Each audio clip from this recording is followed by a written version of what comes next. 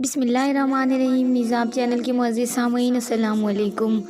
दोस्तों, वीडियो शुरू करने से पहले आप दोस्तों से एक छोटी सी गुजारिश, अगर आप मेरे चैनल पर नए हैं तो चैनल को सब्सक्राइब करें और साथ में लगे घंटी के बटन को ज़रूर दबाएं ताकि हर नई वीडियो का नोटिफिकेशन आप दोस्तों तक सबसे पहले पहुंच सके।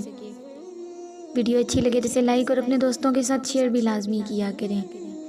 चलिए दोस्तों, बढ़ते हैं अपनी आज की एपिसोड की तरफ। अली की आंखें जब्त से लाल हो रही थी। आई नीड माई बाबा इन एनी कोस्ट, इसने सिसकते हुए कहा था।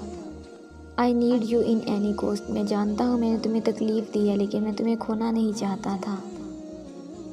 तुम्हारे हर दुख का बदावा करूँगा, उसने अपना चेहरा उसके चेहरे के करीब करते हुए कहा था।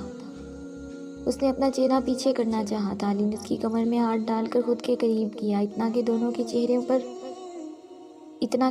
चेहरों पर एक दूसरे की नरम गरम सांसें महसूस हो रही थी। मिशी, मेरा दिल बंद होने लगता है जब मैं सोचता हूँ अगर मैं तुम्हारी बातें ना सुनता और तुम इस समदानी से निकाह कर लेती तो कैसे रह पाता, मैं कैसे सांस ले पाता। वो लफ्ज़ अदा करते हुए उसके गाल के साथ अपने गाल रब कर रहा था। मिशी को इसकी बेर्ड की चुभन हुई थी, वो कांपी थी। आदत डालो मिशाल अली अरकम खान, इतनी सी तकलीफ से सी निकल गई, अभी तो तुम्हें अपने जुनून से मिलवाना है, कहते उसने उसके बालों पर अपनी नाक रखकर इसके बालों की खुशबू को अपने अंदर उतारा था। मिशी, बोलो ना, कर लेती तुम मुझसे निकाह। वो पता नहीं किस बात की तसल्ली करना चाह रहा था। आई हेट हिम, वो बहुत गंदे अंकल हैं, मुझे उनसे शादी नहीं करनी थी। अली, उन्होंने मुझे स्लीप किए थे, मेरे शोल्डर पर नेक पर बर्न किया था, मुझे बहुत पेन हो रहा था। मैंने बहुत माफ़ी मांगी, उनके आगे हाथ जोड़े, मगर उन्होंने मेरे फ्रॉक की जिप खींची, मेरे कपड़े फाड़े, फिर मुझे उठाकर बेड। बस, अली की हिम्मत ख़त्म हुई थी। उसे सीने से लगाकर टाइट हग किया था, उसको खुद में उतारना चाह रहा था। वो रो रही थी, सिसक रही थी। उसे खुद से अलग करके उसने अपने लब बारी बारी उसकी नम पलकों पर रखे थे। आंसू ना देखो अभी आंखों में, उसने तनबीह की थी। मैं लाऊंगा काजिम अंकल को, एंड आई प्रॉमिस यू, वो 2 दिन के अंदर अंदर तुम्हारे पास होंगे। अब वो उसके गालों पर बहते आंसुओं को अपने लबों से चुनता कह रहा था। वो नहीं देंगे। अगर उन्होंने पापा को मारा, वो फिर से खौफजदा हुई थी। कुछ नहीं होगा, प्लीज़ एक बार भरोसा करके देखो, उसने इल्तिजा की थी।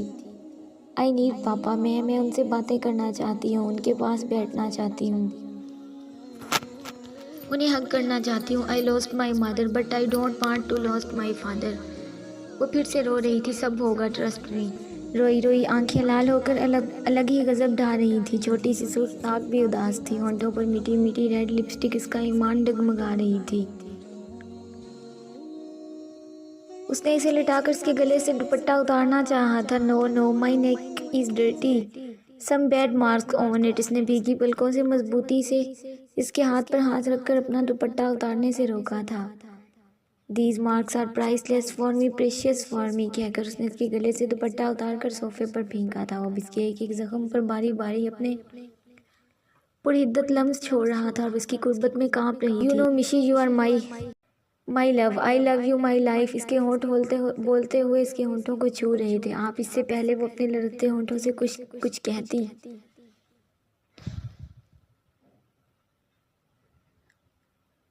इसकी आंखों ने फिर से बरसना शुरू कर दिया था।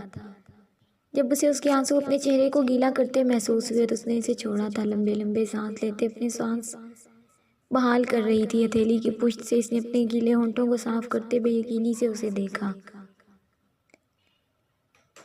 ये बस ट्रेलर था अली अरकम खान की मोहब्बत का, ब्रेव बना दूंगा। अब उसने इसकी कान की लो को दांतों से दबाकर पुरहिद्दत लम्स छोड़ा था। वो फिर से लर्जी थी इसके हर लम्स पर। उसे अपनी जान फना होती महसूस हो रही थी। चलो उठो, मुंह धोकर आओ, फिर दूध पीना है, then we are going to sleep, उसने उसे उठाते हुए कहा। आई डोंट लाइक मिल्क, उसने उठते हुए कहा था। मुंह धोकर आओ, उसने फिर से कहा। वो मुंह धोकर आई थी जब उसने इसके नहीं करने के बावजूद उसे वो दूध भी पिलाया था और सर दर्द की गोली भी खिला दी। मिशी, चेंज कर लो, उसने अपनी टी शर्ट और ट्राउज़र इसकी तरफ बढ़ाया। कपड़े सुबह जाकर ले आएंगे, फिलहाल इस पर गुजारा कर लो, अली ने मुस्कुराते हुए कहा था। वो बेड पर लेटा उसका वेट कर रहा था जब वो उसकी टी शर्ट और ट्राउज़र में कार्टून बनी इसके सामने खड़ी थी। ये बहुत बड़ा है, उसको खुद पर सेट करते हल्कान होते उसकी आंखें फिर से आंसुओं से भर रही थी। उसने इसके बिल्कुल सामने खड़े होते कहा। इसके पाँव के नीचे आ रहा था उसका ट्राउज़र। अली को इस पर टूट कर प्यार आया था। आगे बढ़कर पहले इसके गाल खींचे और फिर पेशानी को चूमा। नीचे बैठकर इसके ट्राउज़र को फोल्ड किया था। अब कुछ भी नहीं सोचना, सो जाओ बस। वो उसके बालों में अपनी उंगलियां चलाते हुए उसे सुकून देने की कोशिश कर रहा था। कुछ देर बाद मिशी की भारी होती सांसों की आवाज़ कमरे को पुरसुकून कर रही थी। वो सो गई थी, मगर सोते हुए अभी भी हौले हौले किसी अनजाने खौफ की वजह से कांप रही थी। उसने झुककर इसकी तरफ देखा और हल्के से अपने होंठ उसके अर्ध खुले होंठों से टच किए थे। आई प्रॉमिस यू मिशी, अपनी बीवी की हर तकलीफ और अजियत का बदला लूंगा, उसे हिसाब देना होगा। उसने गुस्से से लफ्ज़ अदा किए थे। आज इसके दिल की खुशी इसके साथ थी। वो पुरसुकून नींद सो गया था। दुआ फजर को बिठाकर उसके रूम से वापस आ रही थी कि हादी ने इसका हाथ पकड़कर पीछे ले जाकर इसके मुंह पर हाथ रखकर कदम कदम चलते इसके रूम में ले गया था। क्या तकलीफ है, छोड़ो मुझे, तमीज़ नहीं है जंगली। उसका हाथ हटाते ही वो फट पड़ी थी और वो हाथ बांधे ही इसके सामने खड़ा था। हटो सामने से, शक्ल गुम करो अपनी। उसे गुस्सा आ रहा था, अच्छी लग रही हो। वो यकटक इसे देखे जा रहा था। पता है मुझे, माशाअल्लाह से हसीन लोग अच्छे ही लगते हैं। कोई नई इन्फॉर्मेशन? उसने दो बदो जवाब दिया था। फजर को क्या कहा था तुमने? अगर मैं तुम्हें प्रपोज करूं तो तुम मुझे गोली मार दोगी। उसने इसकी आंखों में देखते हुए कहा। तुम दुआ, मैं तुमसे बहुत मोहब्बत करता हूँ, जल्द शादी करने का इरादा रखता हूँ और तुम्हारी इस कैंची की तरह चलती ज़बान के निश्तर सहने के लिए सारी ज़िंदगी तैयार हूँ। उसने मुस्कुराते हुए कहा था। क्या मेरी ज़ुबान कैंची की तरह चलती है? उसे सदमा हुआ था। मतलब तुम्हें प्रपोजल कबूल है? हादी ने कहा। मैंने तो ऐसा कुछ नहीं कहा, उसने इसे आंखें दिखाते हुए कहा था। नहीं कबूल तो गोली क्यों नहीं मारी? वो उसे उलझा रहा था। तुम पागल हो क्या, हटो रास्ते से। वो इसकी नज़रों से कंफ्यूज हो रही थी। अब ना हटूं तो? उसने इसके सामने से करीब होते हुए कहा। उसको पीछे करते जाने के लिए मुड़ी थी। हादी ने उसका हाथ पकड़कर उसकी पुश्त को अपने सीने से लगाया, फिर अपना चेहरा उसके कंधे पर रखा था। हे बारबी, डोंट बी पैनिक। आसान और सीधे लफ्ज़ों में समझा रहा हूँ, समझ जाओ मेरी मोहब्बत को और मुझे भी बेहतर होगा तुम्हारे लिए। जल्द अपने नाम की अंगूठी तुम्हारे हाथ में सजाऊंगा, तब तक समझा लो अच्छे से, खुद को भी और दिल को भी। जान। हादी इसके कंधे में उसके कान में सरगोशी करता वो कमरे से जा चुका था और उसके लम्स, उसकी सरगोशी सब कुछ झटक कर कमरे से बाहर निकली थी।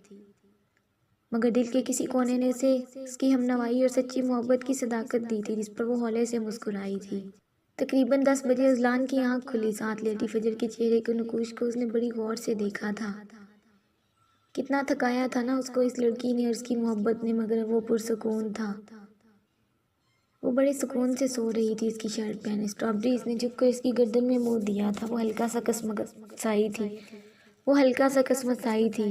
उठ जाओ, उसने उसकी गर्दन पर लम्स छोड़ते हुए कहा। अजी डोंट डू, बहुत नींद आ रही है, उसने बंद आंखों से ही कहा था। अच्छा तो आप फिर से नाराज़ हो जाएंगे? वो रूहान सी हुई थी। सोचना भी मत, अब नाराज़गी या दूरी अफोर्ड नहीं कर सकता। वो शिद्दत से इसकी लबों पर झुका था।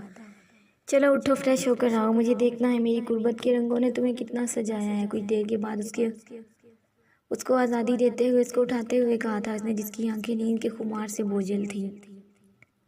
सारी रात भी तो उसने से एक लम्हे के लिए आज़ादी नहीं थी। मॉन्स्टर, उसने उठते हुए बैठकर गुस्से से कहा। अच्छा मॉन्स्टर हूँ, बताता हूँ मैं तुम्हें। इससे पहले कि वो आगे बढ़कर उसको अपनी तरफ खींचता, वो हवा की तेज़ी से बेड से उतरी थी और अलमारी से कपड़े निकालकर वॉशरूम की तरफ बढ़ी थी। पागल स्ट्रॉबेरी, वो इसकी तेज़ी पर हंसते हुए बोला। उसकी आंख खुली थी, फिर खुद पर कोई बोझ महसूस करते इस बोझ से आज़ादी चाहिए थी उसने। आहिस्ता आहिस्ता उसकी हिस्सियात बेदार हो रही थी। खुद को अली के एहसान में पाया था उसने। थोड़ा सर उठाकर उसने उसे देखा था, जिसके माथे पर चंद बाल बिखरे हुए थे, हल्की सी शेव, खड़ी नाक, रंग सफ़ेद और सोया हुआ वो बिल्कुल बच्चा लग रहा था। उसे याद था वो इतनी पुरसुकून कैसे सो गई।